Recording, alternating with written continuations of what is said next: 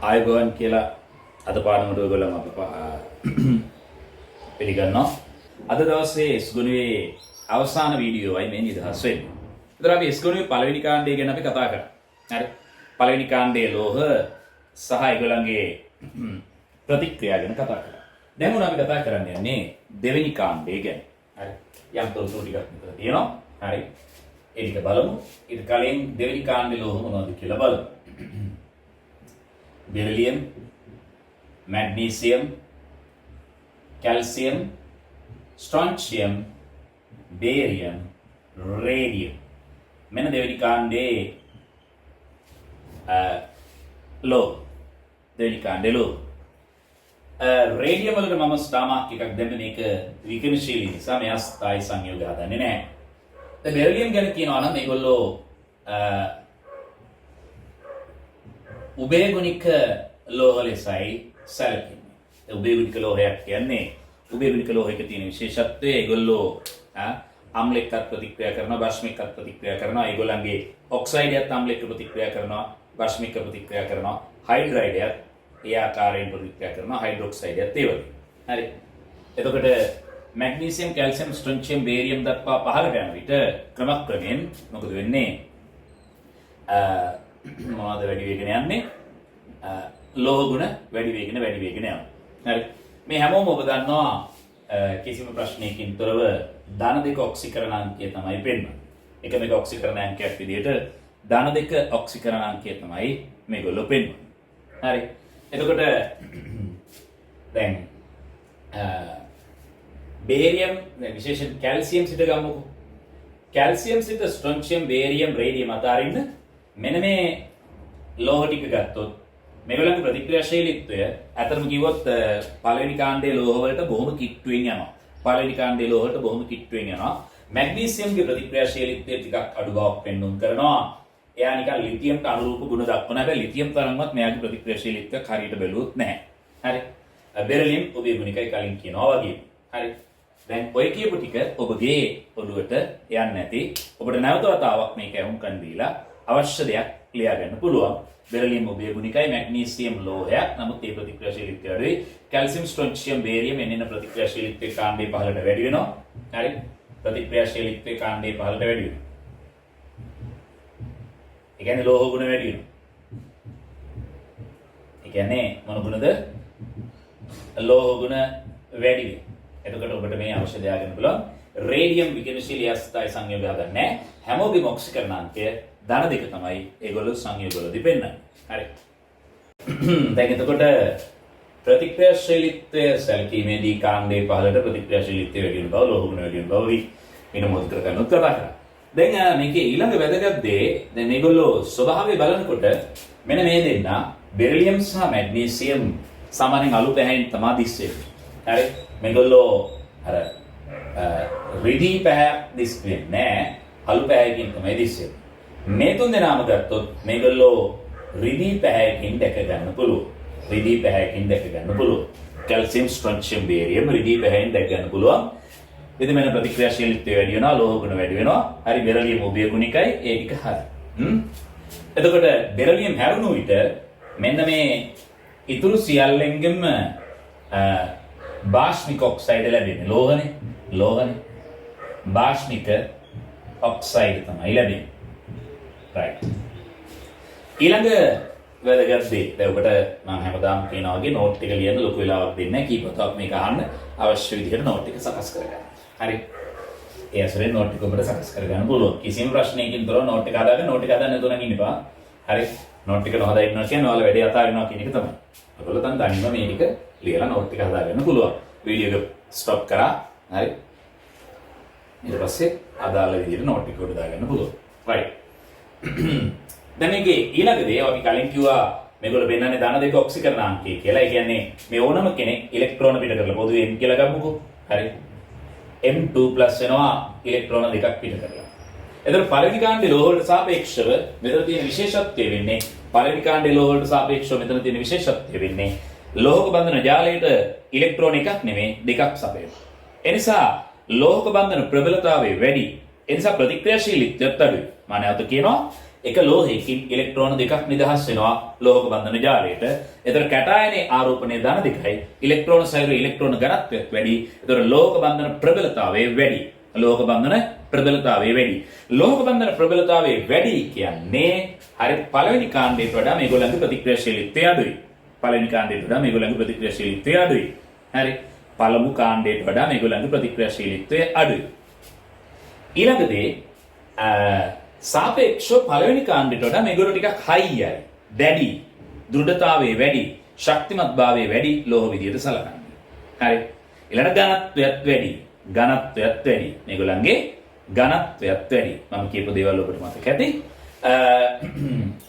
මොකද්ද කතාව? පළමු කාණ්ඩයට සාපේක්ෂව දෙවන කාණ්ඩයේ ලෝහ ඉලෙක්ට්‍රෝන සයුරට ඉලෙක්ට්‍රෝන දෙක බෙගින් නිදහස් කරයි.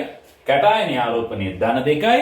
එහි ප්‍රතිඵලය ලෙස ලෝහක බන්ධන ප්‍රබලතාවය පළමු කාණ්ඩයට වඩා වැඩි. ඒ නිසා ප්‍රතික්‍රියාශීලීත්වය අඩුයි. ලෝහ ගුණ අඩුයි. ඊළඟට දෘಢතාවය වැඩි. තරමක් ශක්තිමත්භාවයෙන් වැඩි. ඊළඟ වැදගත් කාරණාව මේගොල්ලන්ගේ මොකක්ද? ඝනත්වය වැඩි. ඝනත්වය වැඩි. අන්න ඔය කියන කාරණා ඔබ මනමින් ඔළුවට ගන්න ඕන. හරි. දැන් ඒ ටික එහෙමම තියෙද්දී අපි එනවා මෙන්න මේ වගුව. මෙන්න මේ වගුව. හරි. දැන් මෙතන අවශ්‍ය දේවල් ඔබ ලියා ගන්න අතරතුර අපි යමු අර වගුව.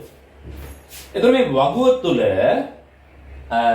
අපිට අවශ්‍ය කරන්නේ හරි මේ තොරතුරු ටික කටපාඩම් කර ගැනීම නොවේ යම් විචලනයක් තේරුම් ගැනීම. දැන් ඔබට මුලින්ම පේනවා ලෝහකාරය. ලෝහකාරය ලෝහයක් විදියට පවතිනකොට ඔබ දන්නවා ලෝහක බන්ධන ජාලයේ අනුයාත ලෝහ කැටායන දෙකක න්‍යෂ්ටි අතර පරතරේ නාර්ධයක්. ඒතර ලෝහකාරය ක්‍රමක්‍රමයෙන් වැඩි වෙගෙන යන බවක් පේනවා කාණ්ඩේ 15ට. එහෙම වෙන්න හේතුව ඇයි ලෝහකාරය වැඩි වෙන්නේ? මොකද්ද හේතුව? ලෝහකාරය වැඩි වෙන්න හේතුව වෙන කිසිවක් නෙවෙයි ශක්තිමත් නම් ගන්න වැඩි වීම. ඊළඟට M2+ වල අරයත් ඔන්න ක්‍රමක්‍රමයෙන් වැඩි වෙගෙන යනවා. ඊළඟට ඔබට පේනවා මෙතන යම්කිසි ආකාරයක පොඩි අමුතු ගතියක් තියෙනවා ද්‍රවාංකවල. ද්‍රවාංකවල බෙරිලියම්ගේ ද්‍රවාංකය සැහෙන ඉහළ අගයක් පෙන්වන්න කරනවා සාපේක්ෂව ඒ ගුණයේ අනිත්යට සාපේක්ෂව. මේ බලන්න මැග්නීසියම් 923යි ටිකක් අඩු වෙලා. ඊළඟට 1115යි මෙතන 1040යි මෙතන 973යි. හරි. මෙන්න මෙයාගේ පොඩි අමුතු විචලනයක් පෙන්වන්න කරනවා. හරි. හැබැයි බෙරිලියම්ගේ ද්‍රවාංකය මෙතනදී ටිකක් වැඩිපුර වැඩිවීමක් පෙන්වන්න කරනවා. ඒකට හේතුව බෙරිලියම් ටිකක් අමුතු විදිහක කෙනෙක් උභයගුණික ලෝහයක්. එහි බන්ධන ආකෘතිය මත තරමක ශක්තිවත් භාවයක් එයා පෙන්වන්න කරනවා. එකක් එයාගේ අරය අඩු වීම. තව හේතුවක් කැටායනික අරය. ඔය ඔක්කොම නිසා බෙරිලියම් තරමක ඉහළ ද්‍රවාංකයක් පෙන්වන්න කරනවා. ඊළඟට පොදුවේ ගත්තාම පළවෙනි ආයනීකරණ ශක්තිය කාණ්ඩයේ දිගින් දිගට මෙන්න මෙතන පොඩි ප්‍රශ්නයක් තියෙනවා. ඒ හැරුණාම අඩු වෙගෙන යනවා. දෙවන ආයනීකරණ ශක්තියමයි තුන්වන ආයනීකරණ ශක්තිය ඒක ආකාරයමයි. ඔබට එක දෙයක් පේන්න ඕන බෙරිලියම්ගේ පළවෙනි දෙවෙනි තුන්වෙනි එක විශාල වශයෙන් වැඩි වෙලා තියෙනවා. ඊළඟට මැග්නීසියම්ගේ පළවෙනි දෙවෙනි තුන්වෙනි එක ගොඩක් වැඩි වෙනවා. ඉතුරු අයගෙත් එහෙම 1 2 3 ගොඩක් වැඩි වෙනවා. 1 2 3 ගොඩක් වැඩි වෙනවා. 1 2 3 ගොඩක් වැඩි වෙනවා. එහෙම ඉන්නේ. ඇයි දෙවන ඉලෙක්ට්‍රෝනය අයින් කරපුවාම ඒ මූලද්‍රව්‍ය වල අවසාන ශක්ති මට්ටම ඉවත් වෙලා ඊළඟට ඇතුළත ශක්ති මට්ටමින් ඉලෙක්ට්‍රෝන ගලවන්න වෙන්නේ. එහෙම ගලවනකොට වැඩිපුර ශක්තියක් දෙන්න වෙනවා. මේ හැමෝගෙම පොදු විචලනයක් අපිට පේනවා. තුන්වෙනි ආයනීකරණ ශක්තිය දෙවන ආයනීකරණ ශක්තියට වඩා ගොඩක් වැඩි. 1යි 2යි අතර තියෙන පොඩි පරතරයක්. හැබැයි 2යි 3යි අතර ඉතා විශාල පරතරයක් තියෙන බව පේනවා ආයනීකරණ ශක්තිය ඇසුරෙන්. ආයනීකරණ ශක්තිය ඇසුරෙන්. ඔබට මතක ඇති මා කියපු විචලන ඔබට මේ මම කියපු ටික නැවත වතාවක් මම කියන්න උත්සාහ කරන්නේ නැහැ. ඔබටම පුළුවන් ඕනනම් වීඩියෝ එක නැවත ප්ලේ කරලා බලන්න. හරි. හැමදාම මම මේ ඉන්ස්ට්‍රක්ෂන්ස් දෙන්නේ. හරි. ඔබට මේ තුල ඉගෙනීමේ පහසුව සඳහා ආයෙත් වතාවක් මට මේක කියන්න පුළුවන්. ඒකෙන් මට පුළුවන් වෙයි. හරිද? ඒ මට බැරි නම් මේ වැඩේ මම ආයෙ වතාවක් කිව්වොත් මට පුළුවන්. ඔබ නැවත වතාවක් මේක ඇහුවොත් ඔබට බැරි නම් ඔබට ඒක පුළුවන්. හරි. ඒ නිසා ඒ කියන දේ තේරුම් ගන්න. හරි. එතකොට ඔන්න වගුව ඔබට පුළුවන්. හරි. පොඩි වෙලාවක් අරගෙන සටහන් කරගන්න. අන්න ඔබට වගුව හොඳින් බලා ගන්න පුළුවන්. දැන් අපි යන්නේ දෙවෙනි කාණ්ඩේ ලෝහවල ප්‍රතික්‍රියා පිළිබඳව කතා කරන්න. දෙක කාණ්ඩේ ප්‍රතික්‍රියා. කලින් කතා කළා වගේම මම මෙතනදී කතා කරන්න යන්නේ පොදු ආකෘතියක් යටතේ කතා කරන්න යන්නේ. ඒ කියන්නේ මම මෙතනදී M කියලා පොදුවේ සලකනවා. විශේෂණ තියෙනකොට ඒ ගැන කතා කරනවා. හරි. ඒතර මුලින්ම මම කතා කරන්න යන්නේ ඔක්සිජන් සමග. ඔක්සිජන් සමග. දැන් මෙන්න මේකයි කතාව. බෙරිලියම් සහ මැග්නීසියම් ඔක්සිජන් සමග ඉතා සෙමින් ප්‍රතික්‍රියා කරනවා. ඉතා සෙමින් ප්‍රතික්‍රියා කරනවා. හරි. ඒගොල්ලෝ වේගවත් ප්‍රතික්‍රියාවන් සිද්ධ කරන්නේ නැහැ. අත්තම කියනවා නම් පෙනෙන ප්‍රතික්‍රියාවක් නැහැ කියලා කියනවා. නමුත් රත් කරන විට ඉතා හොඳින් ප්‍රතික්‍රියා කරනවා. රත් කරන විට ඉතා හොඳින් ප්‍රතික්‍රියා කරනවා. නිසා මැග්නීසියම් ඔක්සිජන් එක්ක ඉතා සෙමින් ප්‍රතික්‍රියා කරන්නේ. නමුත් රත් කරන විට ඉතා හොඳින් ප්‍රතික්‍රියා කරනවා. ඒ කියන්නේ දැන් බෙරිලියම් ඔක්සිජන් එක්ක රත් කරද්දී මෙන්න එයාගේ බෙරිලියම් ඔක්සයිඩ් එක හදලා තුලිත කරගන්න එක සරල. මැග්නීසියම් ඔක්සිජන් එක්ක රත් කරද්දී මැග්නීසියම් ඔක්සයිඩ් හදනවා. මේක හරි ලස්සන ප්‍රතික්‍රියාවක්. මේකෙදී දීප්තිමත් සුදු ආලෝකයක් නිදහස් වෙනවා. දීප්තිමත් සුදු ආලෝකයක් නිදහස් වෙනවා. ෆ්ලෝරසන්ට් එළියක් වගේ. හරි. දැන් ඉස්සර පරණ කාලේ ඡායාරූප ගණිතදී ෆ්ලෑෂ් නැත්නම් ෆ්ලෑෂ් ලයිට් මුකුත් තිබුණේ නැහැ. දැන් නෙමෙයි එක කතන්දර තියෙන්නේ. ඒතර ඔබට මතකද අර ඉස්සර පරණ කාලේ තියෙනවානේ අර ඡායාරූප ගන්න විදියක් ලොකු පෙට්ටියක් තියෙනවා චාලි චැප්ලින්ගේ හරි 1900 මුල් යුගයේ චිත්‍රපටි ඔබ බලලා තියෙනවා නම් ඩොකියුමන්ටරි එකක් හරි කමන්නේ. ඔයගොල්ලෝ දැකලා ඇති අර වේගයෙන් යන චලනය වෙන ඒවා තියෙන. ඒ වගේ අර කැමරා සහ නැත්නම් ඡායාරූප ශිල්පී ඔබ දැකලා ඇති. ඒකේ තියෙන ලොකු පෙට්ටියක් තියෙනවා කළු පාට තිරයකින් තියෙනවා. ඡායාරූප ශිල්පයන අනිත් අය වාඩි කරනවා මූණ හදනවා අය ඔක්කොම කරනවා. ඊළඟ ලොකු රෙද්දක් තියෙනවා. ඒ රෙද්ද තියෙනවා. රෙද්ද උස්සලා බෙල්ල දානවා. රෙද්ද උස්සලා බෙල්ල දාලා 50 ගාල එකක් වදිනවා. හරි. ඒ 50 ගාල වදිනකොට එළියට විහිදෙන සුදු පාට ආලෝකයක් ඒත් මැග්නීසියම් ෆියුස් එකකින් එක කරන්නේ.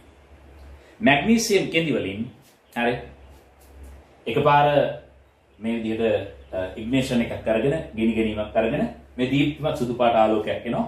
ඒකෙන් තමයි ඒ අතීතයේ දැන් නෙමෙයි මුගක් ඉස්සර අවුරුදු 100කට එහා කාලෙදී මම මේ කතා කරන්නේ.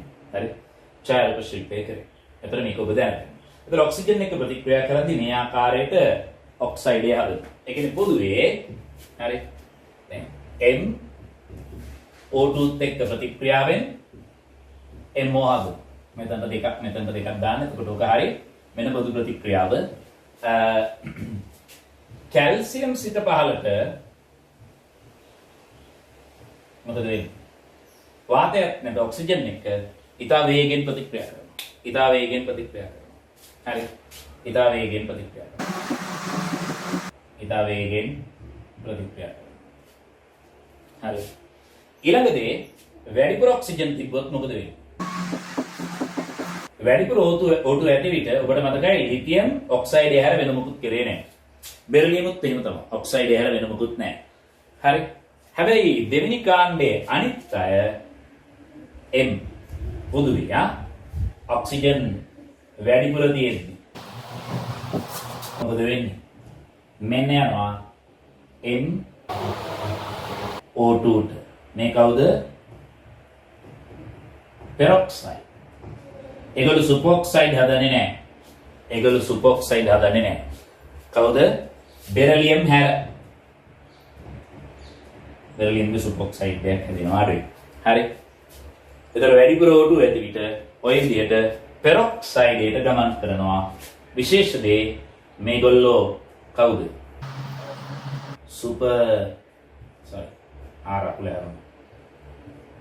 සුපොක්සයිඩ් නොසාද සුපොක්සයිඩ් නොසාධාරණයි. කතර දැන් මේ වැරදි කියලා. හරිද? මනාපයක් එහෙම නෙමෙයි. හරි.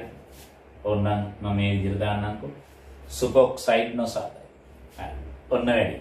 ඔක්සිජන් එක්ක ප්‍රතික්‍රියාව ඔබට හොඳින් වැටහෙන්න ඕන. හරි. අවශ්‍ය දේ ඔබට මා කියලා දෙනවා කොහොමද සටහන් කරගන්නේ කියලා. රයිට්. අපි යමු දෙවෙනි ප්‍රතික්‍රියාව. දෙවෙනි ප්‍රතික්‍රියාව නයිට්‍රජන් එක්ක ප්‍රතික්‍රියාවටයි මම යන්නේ.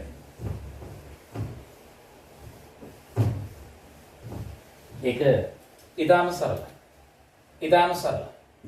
කාලය වැය කරන්න දෙයක් නැහැ.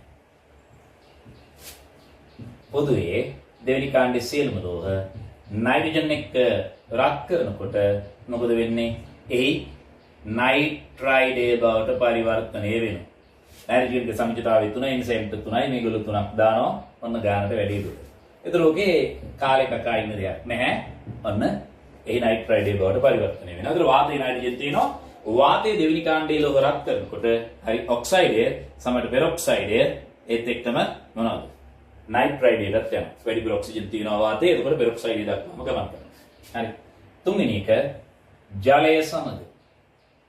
ජලය සමග ප්‍රතික්‍රියාව ගත්තාම හරි. බෙරිලියම්, මැග්නීසියම් කාම උෂ්ණත්වයේ room temperature ජලය සමග ප්‍රතික්‍රියා නොකර. ජලයත් එක්ක ඒගොල්ලෝ ප්‍රතික්‍රියා කරන්නේ නැහැ.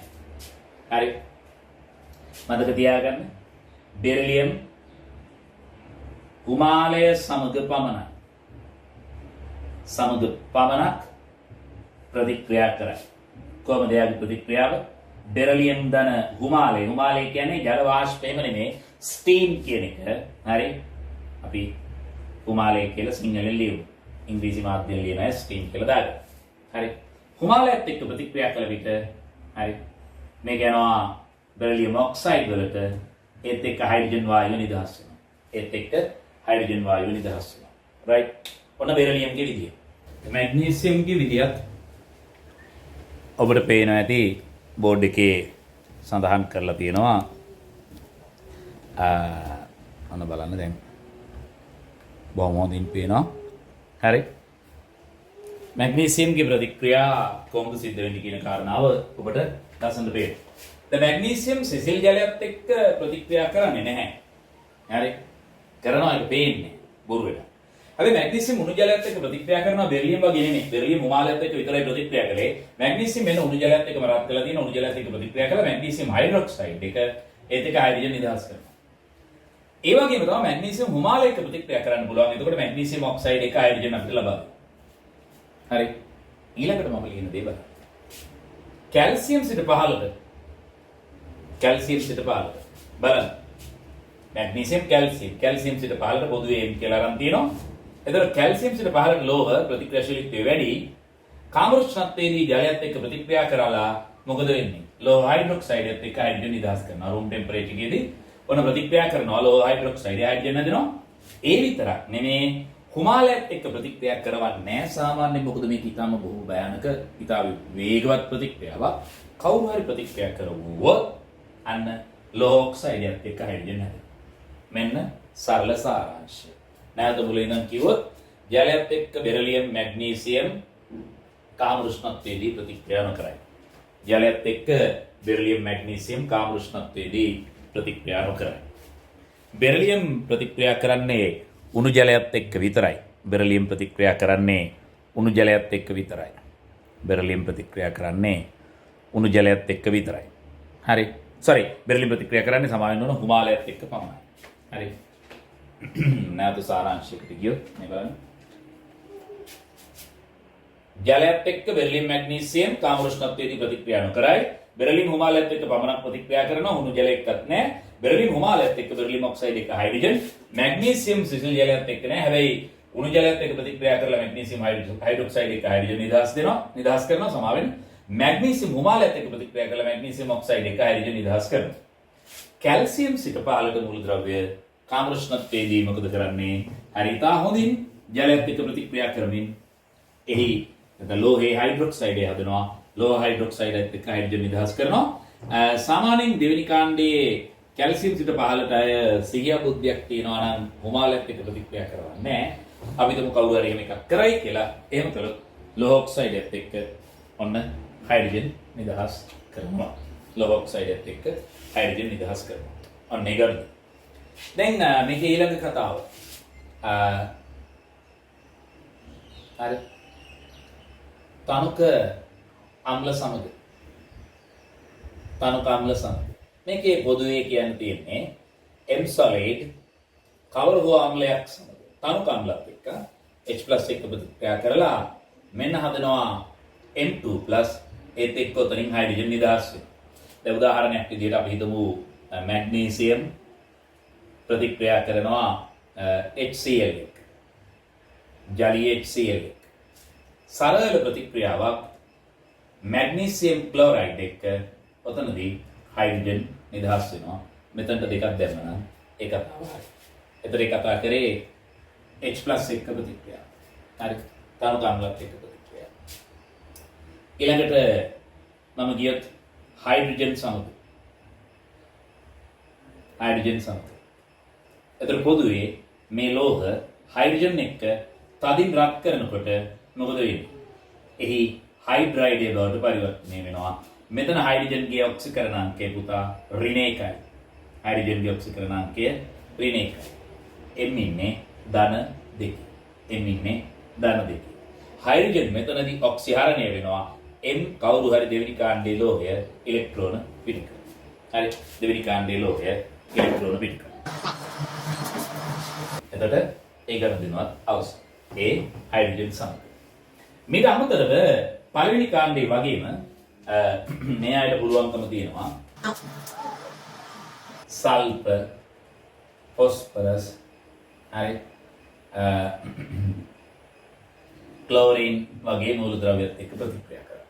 එතන පොදුවේ M සල්ෆත් එක්ක තදින් රත් කළොත් MS ඒ කියන්නේ මැග්නීසියම් සල්ෆයිඩ් හරි කවුරු හරි හදේ. M ෆොස්ෆරස් එක්ක තදින් රත් කළොත් M3P2 තුලිත කරගන්න පුළුවන් ඔය ආකාරයට. ඒ වගේම ක්ලෝරින් එක්ක ඉතා ඉහළ උෂ්ණත්වවලදී රත් කළොත් හරි MCl2 හැදෙනවා. ඔන්න ඔබ දෙවන කාණ්ඩයේ ලෝහවල ප්‍රතික්‍රියා ප්‍රධාන වශයෙන් කතා කරලා ඉවරයි. මේ ආකාරයට ලෝහවල ප්‍රතික්‍රියා කතා කිරීමෙන් අනතුරුව තව දෙකක් මාතෘකාවකට එනවා. ඒ ඇවිල්ලා මෙන්න මේ වැඩේ. ලවණවල තාප වියෝජනය. ලවණවල සමා වෙන්න. ලවණවල තාප වියෝජනය. හරි. දැන් මේ අර්ථයේ පළවෙනි කාණ්ඩයේ ලවණවල තාප වියෝජනයක් දෙවන කාණ්ඩයේ ලවණවල තාප වියෝජනයක් පොඩි වෙනස්කම් තියෙනවා. පොඩි වෙනස්කම් තියෙනවා. අපි එක බලමු. දැන් පළවෙනි කාණ්ඩය ගත්තොත් හරි නයිට්‍රේට් තාප වියෝජනය වෙනවා හයිඩ්‍රජන් කාබනේට් නොහොත් බයිකාබනේට් තාප වියෝජනයට ලක් වෙනවා. හයිඩ්‍රජන් කාබනේට් නොහොත් බයිකාබනේට් තාප වියෝජනයට ලක් වෙනවා. හරි. ඒ පළවෙනි කාණ්ඩයේ කාබනේට් වල බයිකාබනේට් සහ නයිට්‍රේට් වල තාප වියෝජනය තමයි ඔයගොල්ලන්ගේ උසස් පෙළ විෂය නිර්දේශය සහ ගුරුවත් පොතේ සඳහන් වෙලා තියෙන්නේ. මෙන්න රිසෝස් බුක් එකෙත් ඔය ටිකයි තියෙන්නේ. හැබැයි ඔයිට අමතරව මම මෙන්න මේ අයවත් ගන්න කැමතියි. හරි. කාබද මේ ඇවිල්ලා පර්මැංගනේට්. ඊළඟට මේ ඇවිල්ලා පර්ක්ලෝරේට්. ඊළඟට ක්ලෝරේට්. ක්ලෝරයිඩ්. හරි. තව ඉතින් ඕනනම් හයිපර්ක්ලෝරයිඩ් කියලා ගන්න පුළුවන්. හරි. එතකොට මෙන්න මේ ආයේගේ තාප වියෝජන දැන් විෂය නිර්දේශය තුළ මේ දෙන විතරයි.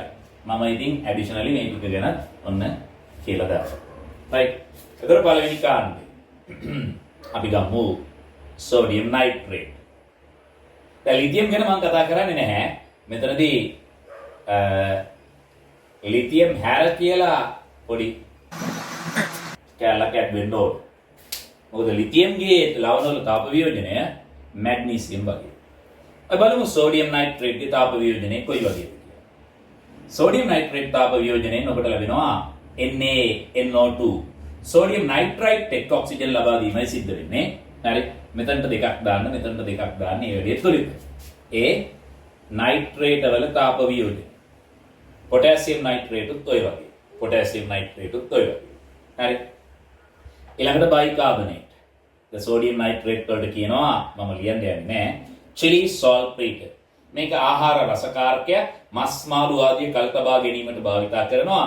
තරමක ඉහළ කටහාරගෙන යන ලුණු රසක් මේගොල්ලන්ගේ තියෙනවා. ඔයගොල්ලෝ sausage meatballs වගේ වකනකොට ඔබට දැනෙනවා මහා අමුතු ලුණු රසක් මේ chili saltpeter නිසා. මේක KNO3 වුණොත් එහෙම ඒ වෙඩි ලුණු saltpeter කියලා අපි කියනවා. වෙඩි ලුණු. මේ දවස්වල රූපවාහිනී ස්පෙල්බයින්ඩ් කතා මාලාව යනවා අපි පොඩි කාලේ බලපු එක. ඒගොල්ලෝ ඒ කරන එක දේවල් ඔබ බලනවා නම් අර පෝල් මේ දවස්වල KNO3 එක්ක වෙඩි ලුණු හදුවා එහෙම දකින්නේ නැති. හරි. එතකොට අපි ඊළඟට යනවා බයිකාබනේට් වල. Sodium bicarbonate. මේ කවුද? ආප්ප සෝඩා නැත්නම් බේකින් පවුඩර්. ආප්ප සෝඩා බේකින් පවුඩර් රත් කරනකොට මෙන්න වෙන දේ එයා යනවා සෝඩියම් කාබනේට් වලට. රෙදි සෝඩා හැදෙන්නේ. ඒත් එක්ක කාබන් ඩයොක්සයිඩ් එක්ක ජලය හැදෙනවා. කාබන් ඩයොක්සයිඩ් එක්ක ජලය හැදෙනවා. මෙතනට දෙකක් දාපුවම තුලිතයි. හරි. දැන් මේක බේකින් පවුඩර් වෙන්නේ ඇයි? ඇයි මේක බේකින් පවුඩර් වෙන්නේ? හරි. දැන් පිටි මිශ්‍රණයට අපි හිතමුකෝ පාන් පුච්චනවා කියලා. පාන් මෙච්චර විතර පිටි ගුලියක් අරගෙන මේකට බේකින් පවුඩර් දාලා පෝරණයෙන් දාලා රත් කරනකොට මෙන්න මෙහෙම තාප යෝජනය වෙනවා. තාප යෝජනයේදී මේ කාබන් ඩයොක්සයිඩ් එළියට එනවා. ඒ කාබන් ඩයොක්සයිඩ් තමයි පිටි ගුලිය අස්සෙන් එළියට එන්නේ. එතකොට මේ පිටි පින්දෙනවා. එතකොට මෙච්චර විතර පිටු ගිරිය මේ තරම් ලොකු පාම් පෙත්තක් බවට පරිවර්තනය වෙනවා. සැහැල්ලුයි. ඇතුලේ තියෙන වැඩිපුර හුලං. පාම් පෙත්තක් කපනකොට ඔබට පේනවා ඇතුලේ තියෙනවා පොඩි සිදුරු. ඒ මොනවාද? ඔය CO2 ගමන් කරපු මාර්ග තමයි ඔබේ සිදුරු විදිහට දකින්නේ. ඒතර පාම් කෑවොත් වැඩිපුර කන්නේ හුලං. කේක් කෑවත් ඉතින් ඒ ටිකම තමයි සෑහෙන ප්‍රමාණයක් කන්නේ හුලං. සෑහෙන ප්‍රමාණයක් කන්නේ හුලං. පොඩි ප්‍රමාණයක් කුඹල ගන්න එකයි කරන්නේ. පාම් බනිස් ඕන එකක ඔබ වැඩිපුර කන්නේ හුලං. හරි හිත හදා ගන්නවා ලොකු ප්‍රමාණයක් කෑවා කියලා. හරි. ඒ කියන්නේ මේවා නිර්මාණය කරන්න පුතා ලංකාවේ නෙමෙයි ඔය බේකින් පවුඩර් වගේ ඒවා අපේ රටේ තිබුණේ නැහැ. අපේ රොටි පුච්චනකොට බේකින් පවුඩර් දැම්මේ නැහැ.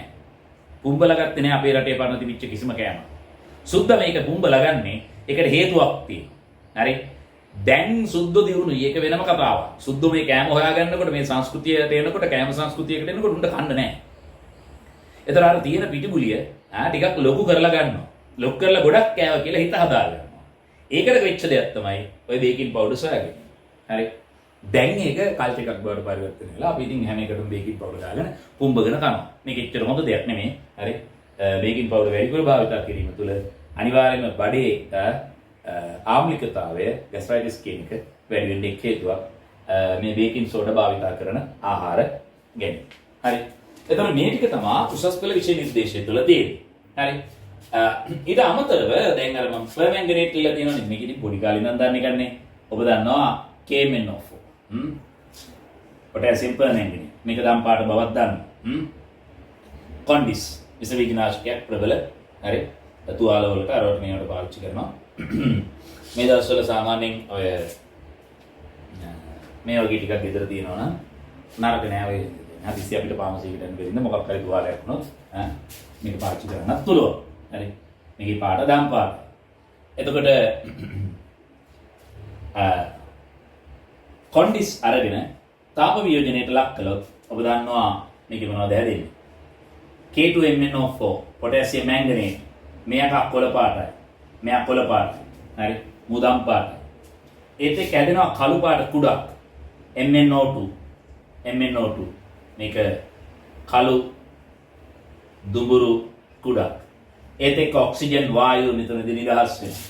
ඔන්න KMnO4 ගේ තාප වියෝජනය. සාමාන්‍යයෙන් අපි KMnO4 ගැන විතරයි කතා කරන්නේ. රයිට්. ඊළඟට මේ සියල්ලම නිකන් පොදු ආකෘතියක් පෙන්වුම් කරන්නේ. ඒ සියල්ලම පොදු ආකෘතියක් පෙන්වුම් කරන්නේ. මොකද මේ පොදු ආකෘතිය මම එකකින් පැහැදිලි කරන්නම්. KClO3 ගන්නම්කොම. මේකාව තාප වියෝජනයට ලක් කළොත් ඔබට ලැබෙන්නේ KCl එක ඔක්සිජන්. KCl එක ඔක්සිජන්. තුලිත වෙන්න මෙතනට දෙකක් දාන්න, මෙතනට දෙකක් දාන්න, මෙතනට තුනක් දාන්න. බලන්න ප්‍රතික්‍රියාව ඉබේම තුලිත වෙනවා. ඉබේම තුලිත වෙනවා. හරි. මේ හැමෝම ඔය ආකෘතිය යටතේ තමයි ප්‍රතික්‍රියාව සිදු කරන්නේ. කොයි ආකෘතිය යටතේද? අය පෙන්වලා තියෙන විදිහට දැන් ඔබ හිතන්නකෝ NaClO4 තාප වියෝජනයට ලක් කරනවා කියලා. එතකොට ඔබට ලැබෙන්නේ ඊටාම සරලව NaCl එක O2 බැලන්ස් කරන්න මෙතන දෙකක් දැම්ම නම් ඉවරයි. හරි. ඔන්න වැඩි. එතකොට පළමු කාණ්ඩයේ ලෝහවල තාප වියෝජනයන් ලෙස පළට විෂය නිර්දේශය තුළ එහෙම නැත්නම් රිසෝස් බුක් එක තුළ කියලා තියෙනවා නම් නයිට්‍රේට් වල තාප වියෝජනය. එතකොට ලෝහ නයිට්‍රයිට්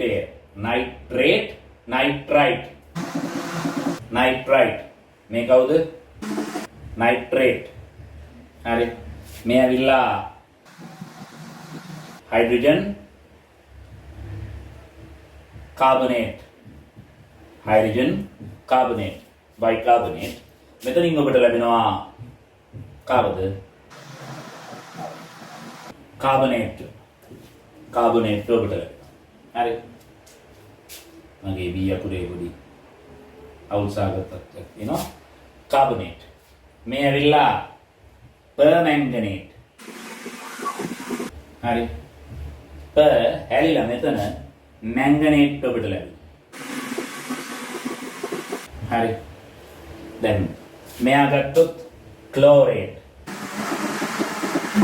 මේ ඇවිල්ලා ඔක්සිජන් වැඩි ක්ලෝරේට්. ඒ කවුරුත් යන්නේ ක්ලෝරයිඩ් වලට.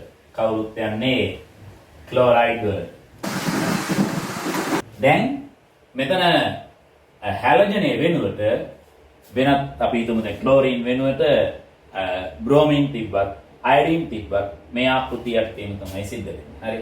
ඔතන ක්ලෝරින් වෙනුවට බ්‍රෝමින් අයඩින් තියෙන්නත් පුළුවන්. එකම ආකෘතියට සිද්ධ වෙන්නේ. ඔබට අවශ්‍ය දෙයක් දැන් ලියා ගන්න පුළුවන්. දැන් ඉක්මනින් යමු දෙවන කාණ්ඩයේ ලෝහ ලවණ වල තාප වියෝජනය. පළමු කාණ්ඩයේ ලෝහ ලවණ වල තාප වියෝජනයට වඩා දෙවන කාණ්ඩයේ ලෝහ ලවණ වල තාප වියෝජනයේ ටිකක් වැඩිපුර දේවල් ටිකක් අපිට කතා කරන්න වෙනවා.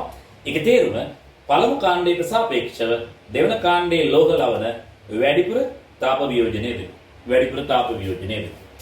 එතකොට දෙවන කාණ්ඩයට අපි අත තිබ්බොත් සුපුරුදු පරිදි නයිට්‍රේට්, හයිඩ්‍රජන් කාබනේට් නෝත් බයිකාබනේට්, ඒ විතරක් නෙමේ හයිඩ්‍රොක්සයිඩ්, ඒ විතරක් නෙමේ කාබනේට් තාප වියෝජනය වෙනවා. මේ ආකාර හතරම තාප වියෝජනයට ලක් වෙනවා. මීට අමතරව ක්ලෝරේට, මැංගනේට් ආදී පළවෙනි කාණ්ඩයේ විදිහටම ක්‍රියාත්මක වෙනවා. හරි. එතකොට එකින් එක අපි බලමු උදාහරණ විදිහට. අපි යමු මැග්නීසියම් නයිට්‍රේට් වල. මැග්නීසියම් නයිට්‍රේට්ගේ තාප වියෝජනය ගත්තොත් මේක රත් කරද්දී ඔබට කලින් නම් පළවෙනි කාණ්ඩේ නම් නයිට්‍රයිට් ලැබුණේ. දැන් ලැබෙන්නේ ඔක්සයිඩ්. ඒත් එක්ක NO2 කියන වායුවත් O2 නිදහස් වෙනවා. විශේෂත්වය NO2 කියන්නේ දුඹුරු පාට, තද දුඹුරු පාට වායුව. එතකොට මේක බැලන්ස් කරගන්න මෙතනට දෙකක් දාලා, මෙතනට හතරක් දාන්න. ඉබේම ඔක තුලිත වෙනවා. ඔබට තේරෙන්නේ නැති මම පුරුද්දෙන් ඉලක්කම් දාගෙන යන්නේ කියලා කිසිදු ආයාසයකින් තොරව. ඔය අවුරුදු ගානක් උගන්වලා මේ වගේ ප්‍රතික්‍රියාවක ස්ටොයිකියොමෙට්‍රි එහෙම එකපාර දාගන්න බැරි නම් ඇති වැඩකුත් නැහැ. හරි. මේක ඉදිරිය පුළුවන් වෙන්න ඕන දෙයක්. හරි. ඊළඟට ඒ මැග්නීසියම් නයිට්‍රේට්, මේකේ නයිට්‍රේට් ඔක්කොම එක වගේ. දැන් පොඩි දෙයක් මට මෙතන කියන්න තියෙනවා. ලිතියම් පළවෙනි කාණ්ඩේ වුණාට ලිතියම් නයිට්‍රේට්, මැග්නීසියම් නයිට්‍රේට් වගේම තමයි. විකර්ණ ගුණ පෙන්වුම් කරනවා. හරි. මෙන්න මේ නයිට්‍රේට් වියෝජනයට ලක් වෙනවා. වියෝජනයට ලක් වෙලා ඔන්න ලිතියම් ඔක්සයිඩ් හදනවා. ඒත් එක්ක NO2 හදනවා, O2 හදනවා. හරි. මෙතනට හතරක් දාන්න වෙනවා, මෙතනට දෙකක් දාන්න වෙනවා, මෙතනට හතරක් දාන්න වෙනවා. ඔන්න වැඩේ බැලන්ස්. එතනදී දුඹුරු පාට වායුවක් වන NO2 පිටු. එතකොට මේ කතා කරේ නයිට්‍රේට් ගැන. ඊළඟට අපි බලමු බයිකාබනේට් ගැන. හරි. දැන් මෙන්න මේකයි කතාව. සාමාන්‍යයෙන් දෙවෙනි කාණ්ඩේ බයිකාබනේට් ඝන අවස්ථාවේ හොයාගන්න හරි අමාරුයි. ජලීය ද්‍රාවණයක තමයි මේක තියෙන්නේ. ජලීය ද්‍රාවණයක තමයි මේක තියෙන්නේ. හරි. ඒ කියන්නේ අපි හිතන්නකෝ කැල්සියම් බයිකාබනේට් එක ඝනයක් විදිහට හදා ගන්නවා කියලා. හදලා උක වාතයට නිරාවරණය කරලා තියෙද්දී ඌ වාතයේ තියෙන ජලය අවශෝෂණය කරලා ද්‍රාවණයක් බවට පත් වෙනවා. ඒ කියන්නේ මේගොල්ලන්ගේ අපි කියනවා ජලාකර්ෂක ගුණ ඉහළයි. ජලාකර්ෂක ගුණ ඉහළයි. විශේෂයෙන් මැග්නීසියම් ලවණ වල ජලාකර්ෂක ගුණ ඉහළයි. ඒතර බයිකාබනේට් විදිහට තියෙද්දී කොහොමද ජලාකර්ෂක ගුණ ඉහළයි? එතකොට මේ වගේවා අපිට ලැබ් එකේ හම්බ වෙන්නේ මේ විදිහට ජලීය ද්‍රාවණ විදිහට. ජලීය ද්‍රාවණයක උෂ්ණත්වයේ ද්‍රාවණය පවත්වාගෙන ඉන්නවන්න පුළුවන් සෙල්සියස් 100කට විතරයි. අන්න එතකොට හරි. එතකොට මේ වගේ ජලීය ද්‍රාවණයක් අරගෙන අපි තදින්වත් කළොත් මෙයා යන්නේ කොහටද? කැල්සියම් කාබනේට් වල. ඇයි ඒ? කැල්සියම් කාබනේට් ගේ වියෝජනය ගන්න ගොඩක් ඉහළ උෂ්ණත්ව වලට යන්න ඕනේ. සෙල්සියස් 850 විතර. ජලීය ද්‍රාවණය පවත්වා ගැනීම මේක කරන්න ගියොත් ඔතනින් වැඩි නතර වෙනවා. කැල්සියම් කාබනේට් මෙන්න අවක්ෂේප වෙනවා. හරි. ඒත් එක්ක කාබන් ඩයොක්සයිඩ් ඒත් එක්ක ජලය හැදෙනවා. ඒත් එක්ක ජලය හැදෙනවා. හරි. අපි යම් හේකින් ඝන සාම්පලයක් අපිට ලබා ගන්න පුළුවන්. ඇතොත් ඝන සාම්පලයක් ඇතොත් මම කලින් කිව්වා ඝන සාම්පල තියෙන්නේ නැහැ අවද්‍රාවක ගුණ. මොන ගුණද? අවද්‍රාවක ගුණ. අන්තිමට ලියවන්න. අවද්‍රාවක ගුණ නිසා හරි දෙවෙනි කාණ්ඩයේ විශේෂයෙන් බයිකාබනේට ජලීය ද්‍රාවණ බවට පරිවර්තනය වෙනවා. ඒතර ඝන සාම්පලයක් ඇත්තොත් හරි මෙන්න මෙහෙම තාප වියෝජනයකට යන්න පුළුවන්. එහෙම එකක් අපි හොයාගත්තොත් ඒ කියන්නේ මැනුෆැක්චර් කරපු ගමන් හරි මේක අරන් ඔන්න තාප වියෝජනයට ලක් කරනවා. ඒ පාර අපිට ඉහළ උෂ්ණත්වයට ගෙනියන්න පුළුවන්. Calcium oxide solid, carbon dioxide gas. දැන් අපිට H2O ලික්විඩ් නෙමෙයි ගන්න වෙන්නේ. H2O ගෑස් ගන්න. හරි. මේකෙදි ජලීය ද්‍රාවණය පවත්වා ගැනීමේදී මා නැවත කියනවා සෙල්සියස් 100ට වඩා ඉහළ උෂ්ණත්වයට රත් කරන්න බෑ. එතකොට ඒ වගේ අවස්ථාවක කැල්සියම් කාබනේට් වලින් මේ වැඩේ නතර වෙනවා. ඔන්න ඔය ටික එතකොට ඔය කතා කරේ නයිට්‍රේට බයිකාබනේට් වල තාප වියෝජනය. ඒත් එක්ක අපි ඊළඟට ඉක්මනින් යනවා. හරි. කාබනේට සහ හයිඩ්‍රොක්සයිඩ් වල තාප වියෝජනයන් පිළිබඳව හයිඩ්‍රොක්සයිඩ් වල තාප වියෝජනය ඉතාම සරලයි. දෙවෙනි කාණ්ඩේ මම මැග්නීසියම් හයිඩ්‍රොක්සයිඩ් ගන්න. මැග්නීසියම් හයිඩ්‍රොක්සයිඩ් අරගෙන මේක තාප වියෝජනයට ලක් කළොත් කිසිම ප්‍රශ්නයක් නැහැ. ඒක යනවා මැග්නීසියම් ඔක්සයිඩ් එකට. ඒත් එක්ක ජලය ඔතනදී ලැබෙනවා. ඒකේ කාලෙකින් තරම් දෙයක් නැත. කාබනේටුත් ඔය ටිකම තමයි. හරි. පොදුවේ මම MCO3 කියලා ලියන්නම්. මේගොල්ලෝ තාප වියෝජනයට ලක් කරනකොට ඔබට ලැබෙනවා MO ධන CO2. MO ධන මෙතන මැග්නීසියම් කියලා ලියුණා. අර වෙන්නේ M එක්ක G අකුර ඉබේම ලියවෙනවා. MO ධන CO2 බවට පරිවර්තනය. අපිට මේකේ ඊටාම හුරු පුරුදු භාවිතයේ කැල්සියම් කාබනේට් කුණුගල් තාප වියෝජනය. එතකොට ඔබට ලැබෙනවා කුණු වලු කැල්සියම් ඔක්සයිඩ් එක්ක කාබන් ඩයොක්සයිඩ්. මේක සාමාන්‍යයෙන් 850 සෙල්සියස් ඉහළ උෂ්ණත්වවල තමයි සිද්ධ වෙන්නේ. හරි. දැන් ඕකේ තව එක් දෙයක් ඔබ දැනගන්න ඕන. මොකද්ද දැනගන්න ඕන දේ? මැග්නීසියම් කාබනේට්ගේ සිට බේරියම් කාබනේට් දක්වා වියෝජන උෂ්ණත්ව කාබනේට් වල වැඩි වෙනවා. හරි. නැවත කියනවා කාණ්ඩේ පහළට දෙවෙනි කාණ්ඩේ පහළට කාබනේට වල වියෝජන උෂ්ණත්වය ඉහළ යනවා. දෙවෙනි කාණ්ඩේ පහළට කාබනේට වල වියෝජන උෂ්ණත්වය ඉහළ යනවා. දෙවෙනි කාණ්ඩේ පහළට කාබනේට වල වියෝජන උෂ්ණත්වය ඉහළ යනවා. හරි. ඒක ආයයි කියනවා මැග්නීසියම්ට වඩා කැල්සියම්, කැල්සියම්ට වඩා ස්ට්‍රොන්චියම්, ස්ට්‍රොන්චියම්ට වඩා බේරියම් වියෝජන උෂ්ණත්වය ක්‍රමෙන් ඉහළ යනවා. ක්‍රමෙන් ඉහළ යනවා. කාණ්ඩේ පහළට වියෝජන උෂ්ණත්වය නැවත නැවතත් කියනවා අනිවාර්යෙන්ම ඉහළ යනවා. හරි. සාමාන්‍යයෙන් මැග්නීසියම් කාබනේට්ගේ වියෝජන උෂ්ණත්වය සෙල්සියස් අංශක 550ක් 540ක් විතර වෙනකොට බේරියම් කාබනේට්ගේ 1350ක් විතර වෙනවා වියෝජන උෂ්ණත්වය. සෙල්සියස් වලින් මම කතා කරන්නේ. right. දැන් කාබනේට් වල කතා ඉවරයි. කවුරු හරි කෙනෙක් මේ වගේ ප්‍රශ්නයක් ඇහුවොත් දැන් අර පර්ක්ලෝරේට් වගේ එකක් අපි මෙහෙම ගමුකෝ. CaIO3 2 times. මේ iodate calcium iodate පොදුවේ මේක තමයි රත් කළොත් ඊටම සරලයි calcium iodide ide hri iodide හැදෙනවා ඒත් එක්ක ඔක්සිජන් පිට වෙනවා මෙතන තුනක් දාපුවාම ඊගල දෙනවත් හරි ඔන්න හරි මේගොල්ලන්ගේ ලවණවල තාප වියෝජනය කියන ගණදිනුවත් අපි අවසන් කරා. ඔබට බෝඩ් එකේ පේන්න තියෙනවා තරමක විශාල වගුව. හරි එම නේද? මෙතන ඔබට වගුවක් පේන්න තියෙනවා. ඒතර මේ වගුව භාවිතා කරමින් මොකක්ද අපි කරන්න යන්නේ? මෙහෙමයි. එස්කොනුවේ ලෝහ ලවණවල ජල ද්‍රාව්‍යතාවය පිළිබඳව අදහසක් ගන්න යන්නේ. හරි එතකොට මේ වගුවේ මම ලෝහ දාලා නැහැ.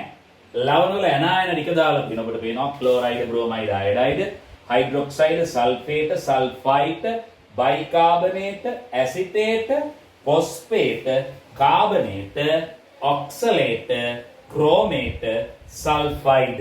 නැවත මේ පැත්තෙන් කියගෙන යනවා නම් sulphide, ක්‍රෝමේට, ඔක්සලේට, කාබනේට, phosphate, acetate, acetic amlate, bicarbonate, sulfite, sulfate, hydroxide, iodide, bromide, chloride. Right? මෙන්න මේ ලවණ වල ජල ද්‍රාව්‍යතා සටහනක් තියෙන්නේ. මේක දැක්ක ගමන් මම දන්න බුදු අම්මේ මෙච්චර එකක් කොහොමද මතක තියාගන්නේ කියලා ඔයගොල්ලෝ කල්පනා කරනවා. මට විනාඩි 5ක් දෙන්නකෝ. මේ විනාඩි 5 ඇතුළත ඔයගොල්ලන්ට අමතක නොවෙන්න මේක මතකයේ තියවනවා. හරි විනාඩි 5ක් දෙන්න වැඩි එපා. හරි විනාඩි 5 තාම පටන් ගත්තේ නෑ. මම ලෝහ කැටායන ටික දාගෙන යනවා. සෝඩියම් ප්ලස්, පොටෑසියම් ප්ලස්, ඊළඟට රුබීනියම් සීසියම් උත් ඒ වගේම හැසිරෙන ඉඳ ඒගොල්ලන්ව දාන්න යන්නේ නෑ මම. හරි magnesium 2 plus, calcium 2 plus, strontium 2 plus, barium 2 plus. ඔබ බලනවා දැන් ඉතුරු තුන මොනවටද? දැන් මේ කතා කරන්න යන්නේ මොනවද? පළවෙනි කාණ්ඩය හෝ දෙවෙනි කාණ්ඩය නෙමෙයි. ඇමෝනියම් අයන ගැනත් මම මෙතනම ලියලා දානවා. ඊළඟට සිල්වර් ලවණ ගැනත් කතා කරනවා. ලෙඩ් ලවණ ගැනත් කතා කරන්න යන්නේ. එය අපිට ඉදිරියේදී බොහෝ සෙයින් වැදගත් වේවි අපේ වැඩවල. හරි. අපි වැඩේ පටන් ගන්න ඕන. තව ටිකකින් මට විනාඩි 5ක් මම ඉල්ලුවේ නෑ. ඉස්සෙල්ලා මේක බලනවා S කියන මේ කී එක දැනගන්න ඕන. S කියන්නේ soluble හොඳටම ද්‍රාවකයි. soluble කියන්නේ වතුරේ හොඳට දිය වෙනවා. SS කියන්නේ හරි අපිට කියන්න පුළුවන් springly soluble නැත්නම් slightly soluble, partially soluble, මද වශයෙන් ද්‍රාවකයි. හරි sparingly soluble. හරි ඊළඟට මෙතන IS insoluble. insoluble වතුරේ දිය වෙන්නේ නැහැ. හරි sparingly soluble මද වශයෙන් ද්‍රාව්‍ය insoluble ද්‍රාව්‍ය right sorry අද්‍රාව්‍ය soluble S. දැන් මම මේකට දාන්නේ SO SSO IS. දැන් ඔන්න මේ වගුව පුරවනවා විනාඩි 5කට වඩා අඩු කාලයකින්. ඔබ මේක කීපවතාවක් වීඩියෝ නැවත නැවත බැලුවොත් නිකම්ම මේ වැඩේ පුළුවන්. ඊටාම සරලයි. මම අල්ල ගන්නවා මෙන්න මේ අය. මෙන්න මේ අය. මේ හැමෝටම S අකුරු දාගෙන යන්න තියෙන්නේ. මම කපටි වෙනවා. මම මොකද කරන්නේ? හැමෝටම S අකුරු දානවා වෙනුවට ඔය විදිහට කීපයක් S දාලා ඔන්න නතර කරා. ඔන්න නතර කරා. හරි. දැන් මේක සාරාංශයකට මම එනවා. ඊට පස්සේ සෝඩියම් පොටෑසියම් වල කිසිම ලවණයක් අවක්ෂේප වෙන්නේ නැහැ. ඊළඟට මම යනවා ඇමෝනියම් වලට. ඇමෝනියම්ගේ කීපයකට S දානවා. ඒ කියන්නේ සියල්ල ද්‍රාව්‍යයි. ඔන්න. ඒගොල්ලෝ soluble. ඒ වැඩෙත් ඉවරයි. ඊළඟට මම අල්ල ගන්නවා බයිකාබනේට්. බයිකාබනේට පහළට ඉතුරු වෙලා තියෙන ඒවට S අකුරු දාගෙන යනවා. සියලු බයිකාබනේට ජල ද්‍රාව්‍යයි. ඇසිටේට අල්ල ගන්න. ඇසිටේට සියල්ල ඉතුරු වෙලා තියෙන ඒවා සහ සියල්ල ජල ද්‍රාව්‍ය. අපිට පේනවා. ඒතර බයිකාබනේට සහ ඇසිටේට සියල්ල ජල ද්‍රාව්‍ය. ඒතර දැන් ඊටට වඩා ඉක්මනින් මේක පිරෙනවා. හරි. ඊළඟට මම අල්ල ගන්නවා ෆොස්ෆේට් සහ කාබනේට. ෆොස්ෆේට් සහ කාබනේට් වල ඉතුරු වෙච්ච කොටු ටිකක් තියෙනවා. ඒ හැමෝටම දානවා IS unknown insoluble. ඒ කියන්නේ ඒකේ තේරුම බහුතරයක් කාබනේට සහ ෆොස්ෆේට ජල අද්‍රාව්‍යයි. ජල අද්‍රාව්‍යයි. අන්න වැඩි. right. ඊළඟට මම යනවා ක්ලෝරයිඩ්, බ්‍රෝමයිඩ්, අයඩයිඩ්. ඒගොල්ලන්ගේ හරි සිල්වර් ක්ලෝරයිඩ් IS. දැන් මම කියනවා සිල් වල ඉතුරු වෙලා තියෙන හැමෝටම IS දාන්න.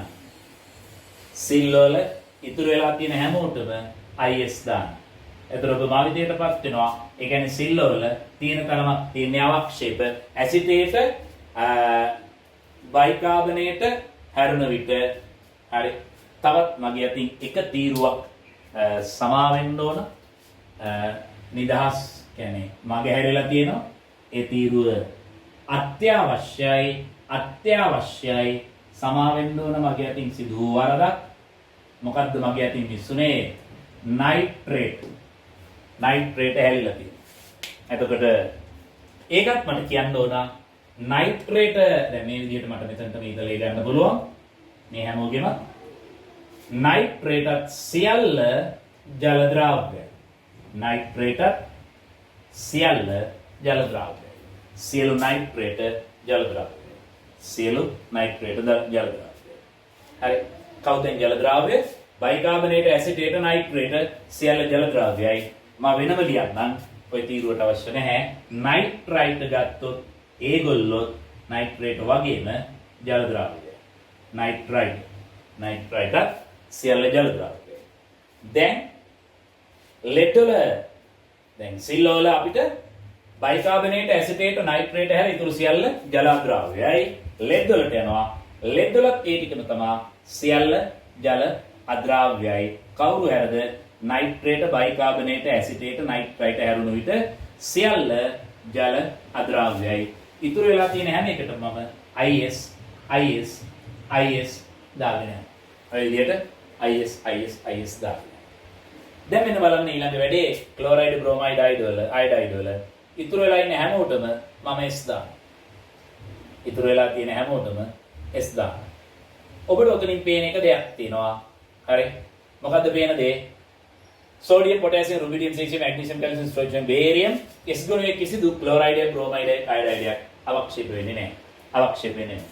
ඊළඟට මට ඉතුරු වෙලා තියෙනවා සල්ෆයිඩ් සියල්ලට මම S අකුර දාගෙන යනවා. ඉතුරු වෙලා තියෙන ඒවට. එතකොට මොනවාද? S ගුණයේ සල්ෆයිඩ් කිසිවක් අවක්ෂේප වන්නේ නැහැ. right. දැන් අපිට ඉතුරු වෙලා තියෙනවා තව බොහොම ස්වල්පයක්. මෙන්න මම පටන් ගන්නවා.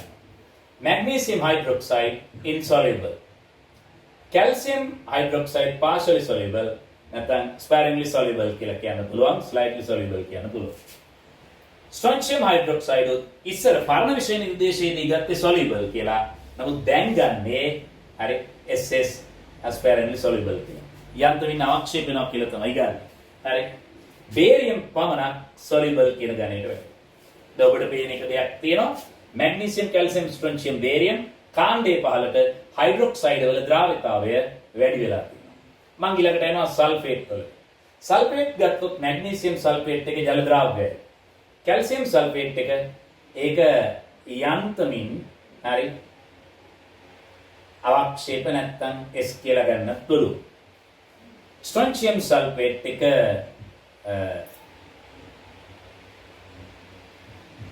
IS, barium sulfate එකත් අපි සලකන්නේ IS insoluble කියලා.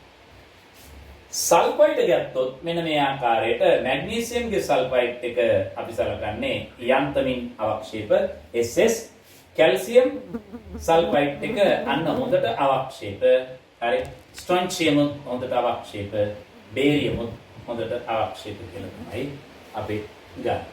අපිට තව මේ තීරු දෙක විතරයි ඉතුරු වෙලා. මම යනවා ඔක්සලේට් වල. ඔක්සලේට් වලට ගියාම magnesium oxalate එක අපි සලකන්නේ SS ලෙස. හරි. කැල්සියම් ඔක්සලේට් එක අපි IS කියලා ගන්නවා. ස්ට්‍රොන්චියම් IS කියලා ගන්නවා. බේරියම් ඔක්සලේට් එක INS. ස්පැරලි සොලිබල් කරන්දරේට තමයි වෙන්නේ. ඔක්සලේට් ගත්තොත් ඒ ඔක්සලේට් ඊළඟට ක්‍රෝමේට්, මැග්නීසියම්ගේ ක්‍රෝමේට් එක ජල ද්‍රාව්‍යයි, කැල්සියම්ගේ ක්‍රෝමේට් එක ජල ද්‍රාව්‍යයි, බේරියම් සහ ස්ට්‍රොන්චියම්ගේ ක්‍රෝමේට් හරි ජල අද්‍රාව්‍යයි කියලා ගන්න. ඔන්න වගුව ඔබට මේක මම කරපු දේ මුල ඉඳන් බලාගෙන නැවත ලියන්න පුළුවන්. නැවත ලියන්න පුළුවන්. හරි. කීපතාවක් මේ වැඩේට සම්බන්ධ වුණා නම්, කීපතාවක් වීඩියෝ එක අහගෙන හිටියා නම් නිකම්ම මේක මතකෙ හිටින්න. හරි. දැන් ඔබට පේනවා ඇති මේ වගුවේ ලවණ ඉතා විශාල ප්‍රමාණයක ද්‍රාව්‍යතාවයන් තියෙනවා. හරි. අපි බලමු මේ ටික සාරාංශගත කරගන්නේ කොහොමද කියලා. දැන් වගුව ඇඳේ නැතත් කමක් නැහැ. මේ ටික පොයින්ට් අවුට් කරලා ලියන්න. මම මෙන්න මේ විදිහට මුලින්ම කියනවා. ලියන්න. ලිතියම් හැර පළමු කාණ්ඩේ කිසිදු ලෝහයක ලවණ ජලයේ අවක්ෂේප නොවේ. ලිතියම් හැරුණ විට පළමු කාණ්ඩේ කිසිදු ලෝහයක ලවණ ජලයේදී අවක්ෂේප නොවේ. ලිතියම් හැර පළමු කාණ්ඩේ කිසිදු ලෝහයක ලවණ ජලයේදී අවක්ෂේප නොවේ. ඔබට ඒක පේනවා සෝඩියම්, පොටෑසියම්, රුබීඩියම්, සීසියම් ලියලා නැහැ. කිසිවක් අවක්ෂේප වෙන්නේ නැහැ. සියල්ල ජල ද්‍රාව්‍යයි. ඒකටම ලියන්න ලිතියම් ලවණ මැග්නීසියම් මෙන් වේ. ලිතියම් ලවණ මැග්නීසියම් මෙන් වේ. right.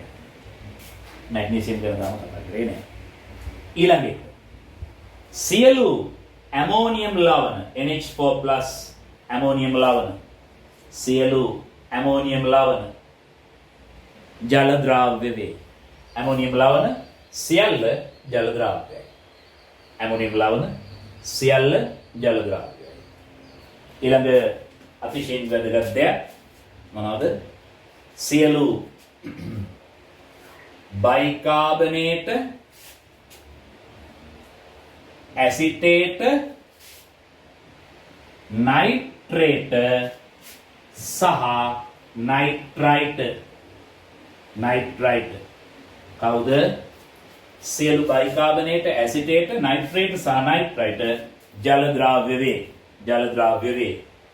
ජල ද්‍රාව්‍ය වේ. right.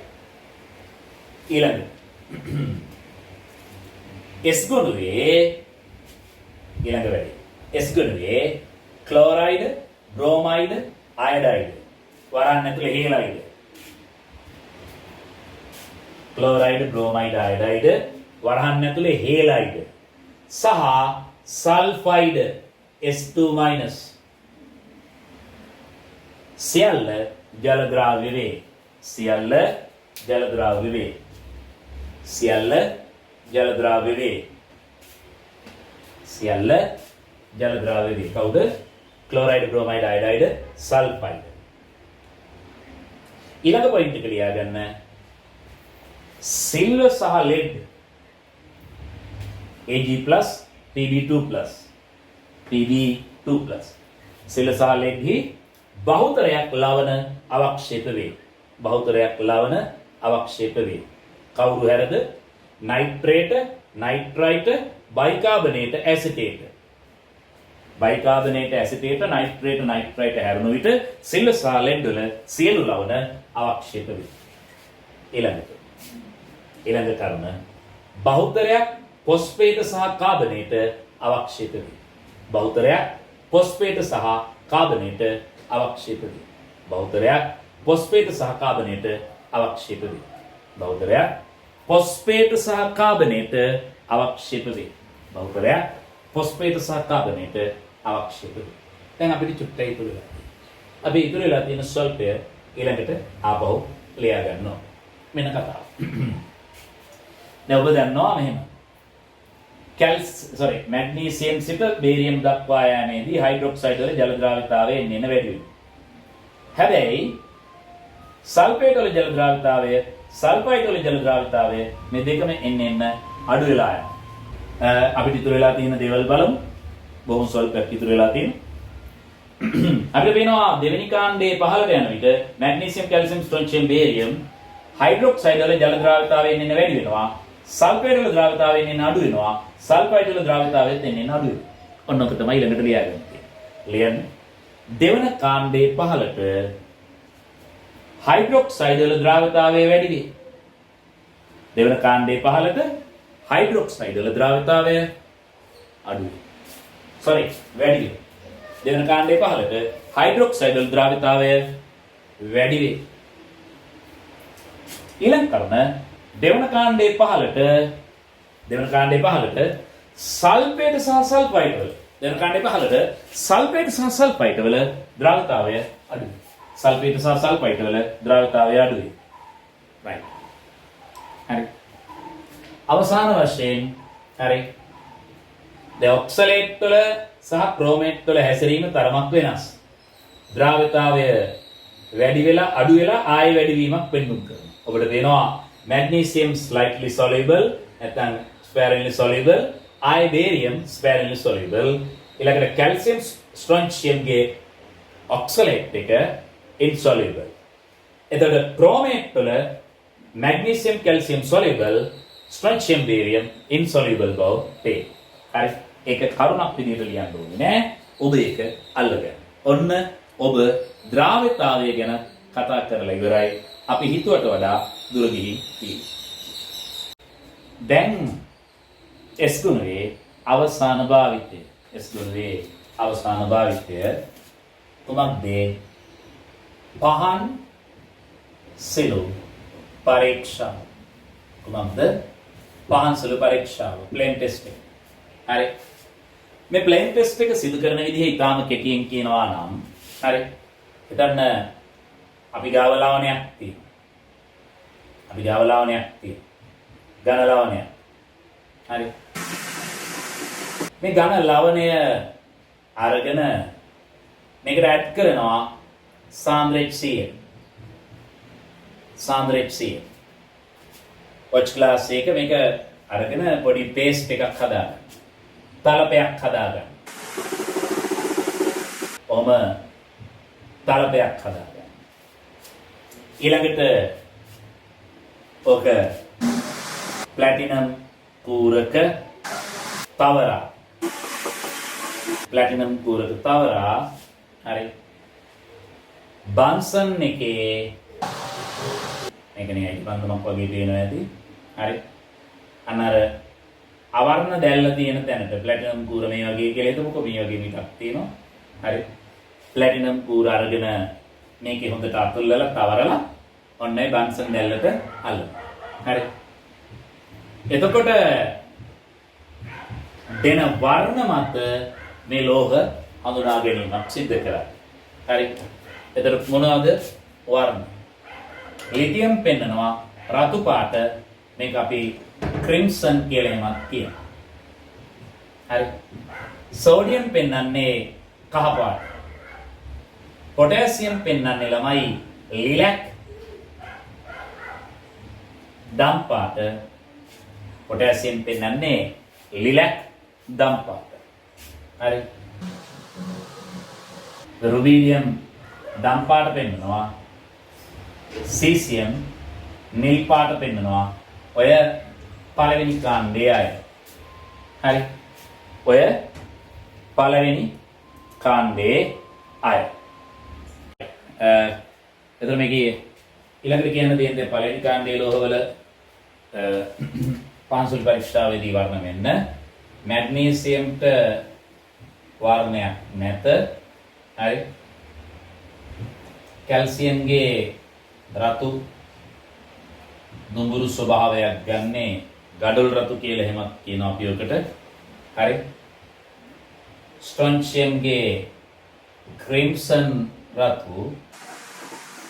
බේරියම් වල ඇපල් කොළ. මෙන්න පහන්සුළු පරීක්ෂාවට අදාළ වර්ණ. බේරියම් වල ඇපල් කොළ මෙන්න පහන්සුළු පරීක්ෂාවට අදාළ වර්ණ. මැග්නීසියම් වර්ණයක් පෙන්වන්නේ නැහැ. කැල්සියම් රතු දුඹුරු, ස්ට්‍රොන්චියම් ක්‍රිම්සන් රතු, බේරියම් ඇපල් කොළ. අන්න ඒ වැඩේ අවසන්. රයිට්. පැහැදිලි ඇති. එතකොට ඔන්න දැන් S ගුණයේ සියල්ල මෙතනින් අවසන් ගුරුවත් පොතේ එහෙම නැත්නම් විෂය නිර්දේශයේ විෂය නිර්දේශය තුළ ගුරුවත් පොත තුළ එහෙමත් නැතොත් අපි කියන රිසෝස් බුක් එක තුළ තියෙන ප්‍රතික්‍රියා සාදාල තත්ත්ව සියල්ල අපි කතා කරලා ඉවරයි. ඒතර ඔය ටික හොඳට බලන්න. දැන් මේකෙන් අපිට ප්‍රශ්න කතා කරන්න වෙනවා ඉදිරියට. ඒතර ඊළඟ පාඩමේදී අපි P ගුණයේ ආරම්භය සනිටුහන් කරනවා. අකාබනික රසායනය යටතේ 13 වෙනි කාණ්ඩය සාකච්ඡා කරනු ලැබෙනවා. right. එහෙනම් සියල්ලන්ටම ආයුබෝවන්.